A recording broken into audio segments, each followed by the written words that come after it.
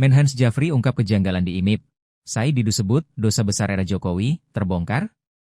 Temuan Menteri Pertahanan RI, Syafri Syamsuddin terkait adanya negara dalam negara di Kompleks Industri PT Indonesia Morowali Industrial Park, IMIP, Morowali, Sulawesi Tengah disoroti banyak pihak.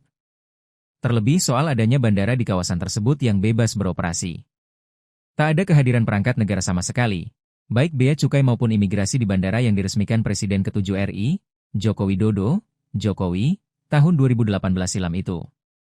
Aktivis sekaligus mantan Sekretaris Kementerian BUMN, Muhammad Said Didu angkat bicara. Lewat status Twitternya Said_Didu pada Kamis, 27 November 2025, Said Didu menyebutkan langkah yang dilakukan Syafri Syamsuddin merupakan upaya dalam penyelamatan atas perampokan sumber daya alam. Operasi militer, itu katanya harus dilakukan di sejumlah wilayah lainnya, seperti Wade Bay, Maluku Utara, Kalbar, Kaltara, Kaltim dan lainnya. Operasi militer, penyelamatan sumber daya alam yang dilakukan di Bangka dan Morowali diperkirakan akan menyelamatkan perampokan sumber daya alam ratusan triliun perlu dilanjutkan ke wilayah-wilayah lain, seperti Wade Bay, Maluku Utara, Kalbar, Kaltara, Kaltim DLL, tulis Said Didu pada Kamis, 27 November 2025.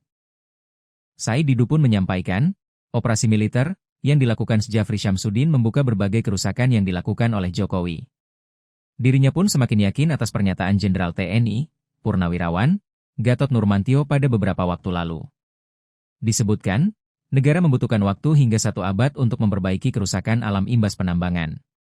Semakin hari semakin terbuka berbagai kerusakan YG dibuat oleh mantan Presiden Jokowi, tulis Said Didu.